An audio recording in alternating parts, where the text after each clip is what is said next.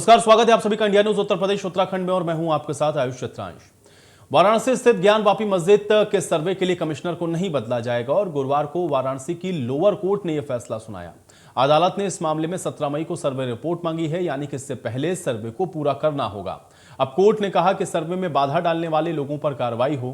Court ने 2 सहायक commissioner भी नियुक्त करने के निर्देश दिए हैं। कोर्ट ने ऑर्डर दिया है कि सुबह 8 बजे से लेकर 12 बजे तक चप्पे चप्पे का सर्वे हो।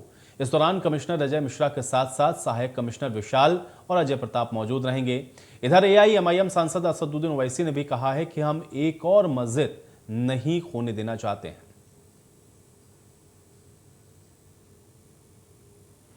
हमने बाबरी मस्जिद को खो दिया। 48 दिसंबर में चोरों की तरह मूर्तियां रखी गई थीं। उसके बाद राजीव गांधी की सरकार ने, जब कंप्यूटर भी नहीं आया था, बगैर मुस्लिम पक्ष को सुने ऑर्डर थमा दिया, ताले खोल दिया आपने। सुप्रीम कोर्ट को आपने वादा किया और आपने डिमोलिश कर दिया उसके वादे के खिलाफ, और कोई किसी को सज़ा नहीं होती। अब हम दोबारा मस्जिद को खोना नहीं चाहते।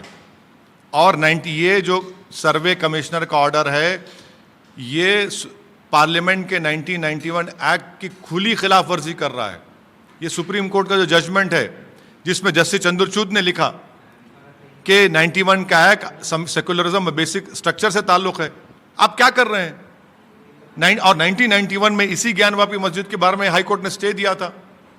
किस राह पर इस मुल्क को लेकर जा रहे हैं आप? बहुत गलत काम हो रहा है ये। लेकिन सब कुछ कोर्ट के उससे हो रहा है। कोर्ट नहीं भाई, नहीं, हाँ, इसीलिए तो हम कह रहे हैं कि ये उस मस्जिद की कमेटी को और पर्सनल लॉ बोर्ड को फौरन सुप्रीम कोर्ट जाना चाहिए, और सुप्रीम कोर्ट के इन छुट्टियों से पहले सुप्रीम कोर्ट को जाकर इस वायलेशन को, जो कोर्ट के जजमेंट का हो रहा है और पार्लियामेंट के एक्ट का हो रहा है, उसको रुकाने की जरूरत है। ये बिल्कुल गलत ऑर्डर है। आप भी मुस्लिम पर्सनल लॉ बोर्ड के मेंबर हैं, आपने अपने मेंबरान से नहीं, मैं बोर्ड का स्पोक्स पर्सन नहीं हूं, इसीलिए मैं उम्मीद करता हूं कि पर्सनल लॉ बोर्ड और वो कमेटी के लोग सुप्रीम कोर्ट को जाएंगे, और सुप्रीम कोर्ट का खुद जजमेंट है बाबरी मस्जिद के टाइटल सूट में, उसका खुला वायलेशन है ये। 91 में उसी हाई कोर्ट ने इसी मस्जिद के ऊपर कहा था कि स्टे दिया था। क्या कर रहे हैं आप? कौन सी देश को किस राह पर लेकर जा रहे हैं?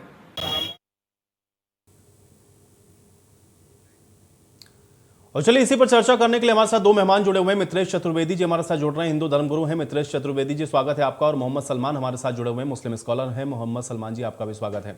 मित्रेश चतुर्वेदी जी, किस तरह से देखते हैं को अभी हम लोग ओवैसी को भी सुन रहे थे, उनकी तरफ से भी ये कहा जा रहा है कि सीधे तौर पर 1991 का जो वर्शिप एक्ट है उसका ये सीधे तौर पर उल्लंघन है, और जिस तरह से इसको लेकर के आदेश दिए जा रहे हैं वो देश के अंदर पूरी तरह से माहौल को खराब करने वाला है। देश को किस राह पर लेकर के जा रहे हैं, इस पर आपका पहला रिएक्शन मैं चाहूंगा।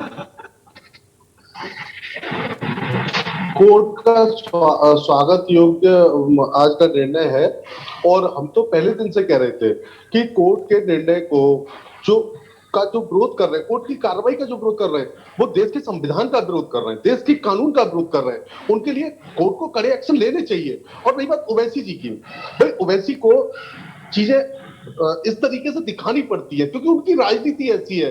अगर वो एक देश के आम हिंदुस्तानी की तरह सोचेंगे तो शायद इस पर उनकी प्रतिक्रिया अलग हो सकती है, लेकिन चूंकि वो राजनीति एक ऐसा दल बनाकर कर रहे हैं जिसके नाम में मुस्लिम है। अगर आप संविधान की बात करते हैं, अगर आप हिंदुस्तान की बात करते हैं जो कि एक सेकुलर देश है, तो कैसे आप उसमें एक पार्टी बनाएंगे और उसका नाम मुस्लिम रखेंगे? तो ऐसे लोगों के बारे में तो सोचना ही नहीं चाहिए, क्योंकि वो तो अपनी रोटी सेकने के लिए राजनीतिक कुछ भी बयान देंगे, लेकिन देश के नागरिकों को देश के संविधान और कानून और कोर्ट पर भरोसा रखना चाहिए। लेकिन ठीक है, लेकिन मित्रेश जी, ये तो उनकी पार्टी का मामला है, लेकिन उन्होंने जो सवाल उठाया वो भी तो उतना ही वैलिड है ना, क्योंकि 1991 का जो वर्शिप एक्ट है वो यही कहता है कि 47 के बाद जो चीजें हैं उस पर यथास्थिति बरकरार रहेगी, उस पर किसी भी तरीके का कुछ भी आप डिमोलिशन या निर्माण ये सब आप नहीं करेंगे, ताकि धार्मिक सौहार्द बना रहे देश के अंदर। अब उसी को अगर ओवर रूल करते हुए इस तरह के आदेश दिए जा रहे हों तो देश किस राह पे जा रहा है, ये सवाल तो उठाएंगे। नहीं, डिमोलिशन हुआ कहां है? ज्ञान वापी मस्जिद का डिमोलिशन हुआ है क्या? नहीं हुआ ना। कोर्ट क्या जानना चाहता है? कोर्ट ये जानना चाहता है कि ये है क्या यहाँ। तो ये जानना भी क्या अपराध हो गया भारत में? आप गलत तरीके से वो चीजों को रख रहे हैं। भाई एक्ट का दुरुपयोग तो तब होगा जब डिमोलिशन होगा, डिमोलिशन हुआ नहीं है ना, तो कहां दुरुपयोग हो गया? केवल झूठा बरगला कर लोगों को गुमराह कर कर वहां लोगों को विरोध करने के लिए खड़ा कर दे रहे हैं जो संविधान के खिलाफ है। आप कैसे कर सकते हैं ऐसा?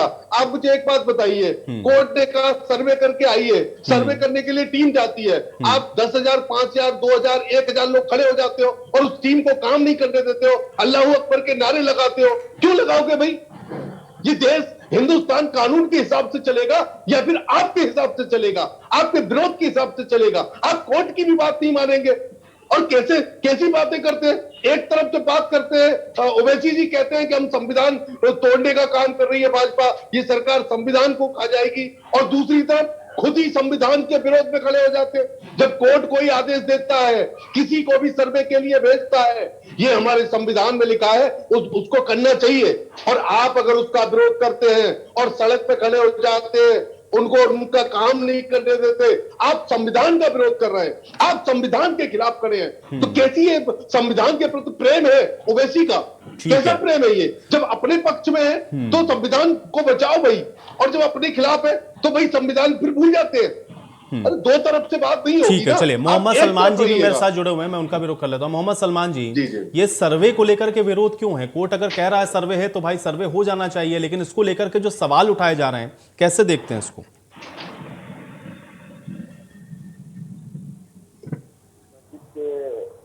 बाहर जो लोग गए थे, जो टीम गई थी, उसके अगेंस्ट में जब दूसरी बात आती है कि यहाँ पर जज खुद आकर देखें और इसकी जांच पड़ताल करें, तो वो लोग वेलकम करते हैं और कहते हैं कि नहीं, जज साहब खुद आकर यहाँ देखें और उसके बाद अगर यहाँ पर कुछ ऐसी चीज निकले तो वो बताए। क्योंकि वहाँ के जो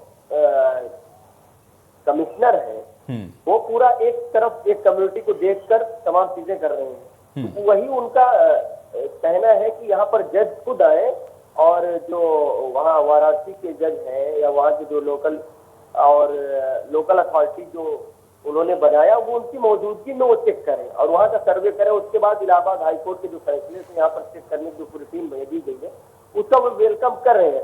मतलब यहाँ पर जो वहाँ के कमिश्नर है वो उनका दोहरा रवैया, यानी मुसलमानों को बिल्कुल वरगरा रहे हैं और उसके बाद उसके अगेंस्ट में फैसला दे रहे हैं।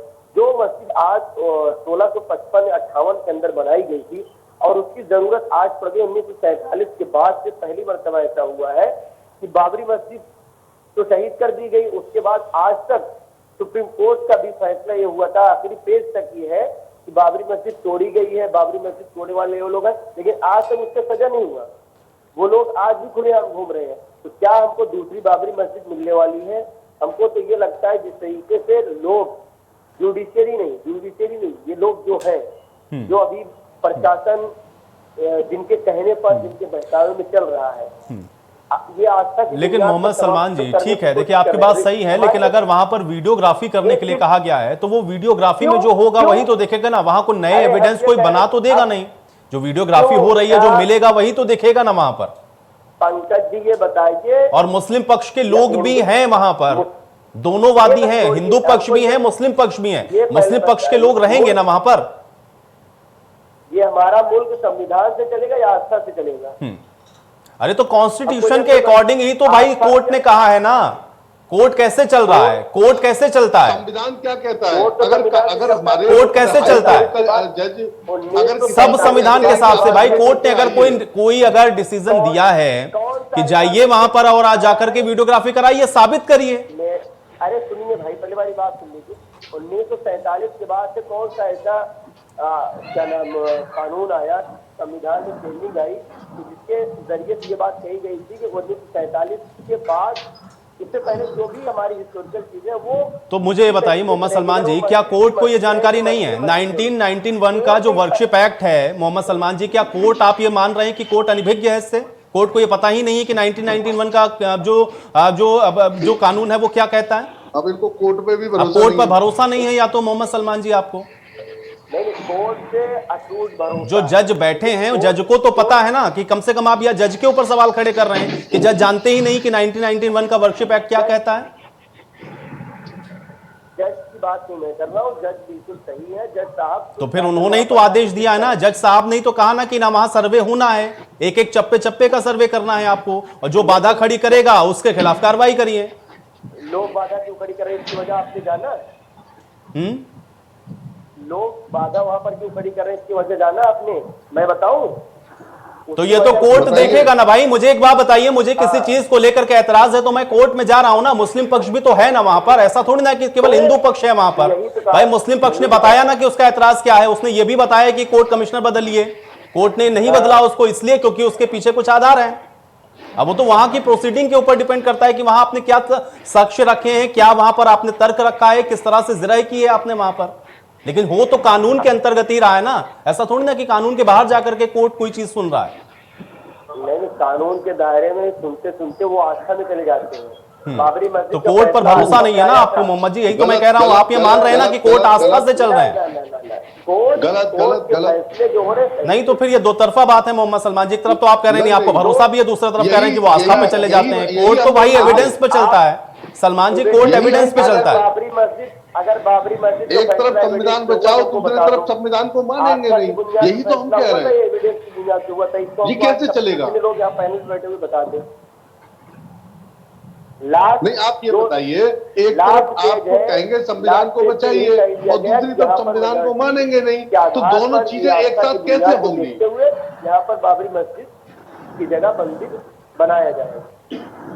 अरे बाबरी मस्जिद मत बोलिएगा, कोर्ट ने उसको अब राम मंदिर का जगह बताया है और वहाँ भव्य राम मंदिर बन रहा है, तो उसको बार बार मत बोलिएगा। वहाँ श्री राम जन्मभूमि बोलिएगा, भव्य राम मंदिर बोलिएगा, ये नहीं बोल सकते आप। वो भी सुप्रीम कोर्ट का निर्णय है। आप सुप्रीम कोर्ट और हाई कोर्ट के निर्णय को या उनके आदेश को मत परगलाइए, आप कानून की चीजों को इज्जत करिए। नहीं लेकिन मित्रेश जी देखिए, सीधे तौर पर उनका कहना यही है कि देखिए कोर्ट भी जो है अब वो आस्था को कहीं ना कहीं ऊपर रखने लगा है, या वो आस्था के हिसाब से चलने लगा। मैं इसका जवाब देता हूं। दरअसल वास्तव में है क्या? वास्तव में ये है कि ये कुछ लोग हैं जो माहौल बिगाड़ना चाहते हैं, और सुप्रीम कोर्ट के अंदर सुनवाई ये कुछ लोग क्या चाहते हैं कि माहौल बिगड़े, यहाँ देश की छवि खराब हो, प्रदेश की छवि खराब हो। ये कुछ नहीं कर सकते। अरे भाई, कानून की बात को क्यों नहीं मानोगे आप? क्यों नहीं मानोगे? अगर आप हिंदुस्तान में रहते हैं, आपको हिंदुस्तान के कानून का सम्मान करना चाहिए और करना ही पड़ेगा, मानना पड़ेगा। ऐसा नहीं हो सकता है कि आप हिंदुस्तान में रहकर और हिंदुस्तान के कानून का सड़कों पर विरोध करेंगे, ये नहीं हो सकता है। और आज के हाईकोर्ट के निर्णय का हम सम्मान करते हैं, जिस निर्णय में उन्होंने कहा है कि जो कोर्ट की प्रोसीडिंग्स को, जो कोर्ट की कार्रवाई का विरोध करेगा, उन पर कड़ी कार्रवाई की जाएगी। वास्तव में ऐसे लोगों पर कड़ी कार्रवाई होनी चाहिए जो कि कोर्ट के काम में बाधा डालेंगे, कानून के काम में बाधा डालेंगे। आपकी इतनी हिम्मत, और बात करते हो कोर्ट आस्था से चलता है। अरे आप आस्था को सामने रखकर और लोगों को सड़क पर खड़ा करने का काम कर रहे हो। क्यों लोगों को सड़क पर खड़ा करते हो बरगलाकर? ये कुछ लोग हैं जो समाज के लोगों को बरगलाकर और सड़कों पर खड़ा करने का काम करते हैं। और किस लिए? अवैध कामों के लिए, कानून के खिलाफ, देश के खिलाफ, संविधान के खिलाफ। क्यों खड़ा करोगे भैया? सिर्फ अपने फायदे के लिए, सिर्फ अपने फायदे के लिए। आपको देश की चिंता नहीं है, आपको कानून की चिंता नहीं है, आपको संविधान की चिंता नहीं है, और तो छोड़िए आपको अपने लोगों की चिंता नहीं है। आप उनको आगे खड़ा कर देते हो कि कानून अगर कार्रवाई करेगी तो इन पर करेगा, आप केवल उनको बरगलाने का काम करेंगे और उनको आगे कर देते हो। अरे भाई, अपने समाज की तो चिंता करिए। उनको मत ऐसा कहिए कि आप कानून के खिलाफ खड़े हो जाइएगा, मत कहिए उनसे ऐसा। अरे देश की चिंता मत करिए। चलिए ठीक है मित्रेश जी, आपकी इसी बात के साथ मैं चर्चा समाप्त करूंगा। आप दोनों लोगों का शुक्रिया अपना समय निकालने के लिए, इस चर्चा का हिस्सा बनने के लिए। तो हालांकि अब कोर्ट को ही तय करना है और देखना यह है कि अब आगे इस पूरे घटनाक्रम में और क्या कुछ निकलकर सामने आता है। एक छोटे से ब्रेक के लिए यहाँ पर रुक रहे हैं, फौरन वापस आते हैं।